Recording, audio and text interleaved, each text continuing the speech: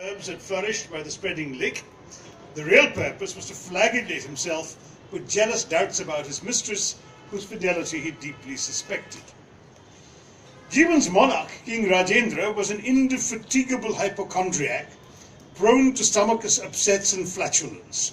His physician's frequent absences drove the king to fits of uncontrollable rage, which only exacerbated the unbearable stomach aches and attacks of dyspepsia he constantly suffered.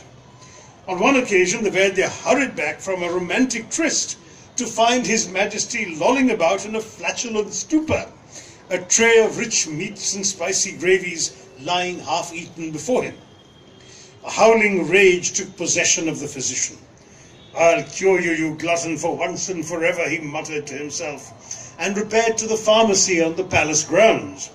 There he took off his clothes and rubbed the scurf from his unwashed skin — he was not a man who favoured cleanliness — and rolled the body scurf into 4 minuscule pellets.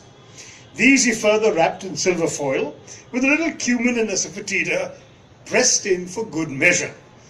While at it he added some anardana, the dried pomegranate seeds being his favourite ingredient and cure-all. Returning to the palace, he confronted his king. The 4 doses were placed on the royal tongue at quick intervals, while the fierce physician muttered curses and imprecations under his breath. These were, of course, taken as being addressed to the demon of ill health, for no one could possibly presume to be so rude to His Majesty. By the time the 3rd pellet was pressed into his mouth, the king was already feeling better. He beheld his loyal physician Jivan Chandra Pant with gratitude and ordered that a bag of gold coins be given to him. The courtier who was summoned to bring the coins from the royal treasury appropriated 5, but a bagful was still a bagful. The Vaidya was immediately moved to better humour and contemplated buying his beloved mistress a gold hansuli to frame her plump, pretty neck. Later, he was to wonder interminably about the possible conjunction of astral influences, the conspiracy of constellations that had effected his radical cure. For the king's digestion now flourished. The royal robes, layered in purple velvet and satin, rested gently on his reposeful abdomen. The queens, the prime minister, the ladies of the harem all enjoyed the reprieve from his colic-induced cruelties. The unexpected success of his unorthodox medicine prompted Jivan to research further. And I'm going to skip a little bit because the anecdote or the story has a not terribly happy ending. The euphoria could not and did not last. After a particularly late and heavy dinner, the royal digestion took a turn for the worse. Jivan Chandra was summoned from his mistress, to whom he had gone in search of more horny goatweed for the king's and his own enhanced virility. One of the queen's spies had informed the physician of this latest royal liaison, and he had determined to cash in on his run of professional good luck by promoting the new aphrodisiac. Jivan's mistress, in the meanwhile, was in good humour too, and his suspicions had been somewhat lulled by her fervent affections and her passionate response to his newly prolific libido.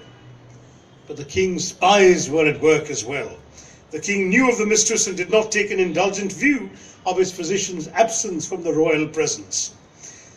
The prime minister had already summoned an alternative physician, an old man with a wizened face and a repertoire of Chinese and Tibetan medicine. When at last the Vaidya sped back from his mistress, the king demanded another dose of the magical digestive cure that had changed his life. The doctor retreated to his pharmacy and made up the pills with cumin, asafoetida, and pomegranate seeds wrapped in silver foil. The king ate the 4 pills as prescribed, but his affliction did not lessen. The dull pain in his stomach seemed only to grow worse. Even unwise courtiers sense the moods of kings, and Jivan Chandra Pant returned to his pharmacy and, rubbing the scurf from his thighs and underarms, put together the pellets of the inexplicable miracle combination. It worked. The stomachache abated, the clouds lifted, but before he could bask again in the contentment of the king's affections, the prime minister's spies, omniscient, omnipresent, had rushed to inform His Majesty of the secret ingredients of the cure-all. And As you can imagine, strange are the ways of kings. After an initial roar of outrage, King was so furious that, of course, our hero, the physician, decamps from Kathmandu, escapes across the hills into Kumaon, where the novel is set. I shall never work for a king again, he vowed, no queen either. I will serve only the common folk and steer clear of royal favour and disfavour. Unfortunately, he served the British Queen indirectly. But anyway, thank you very much.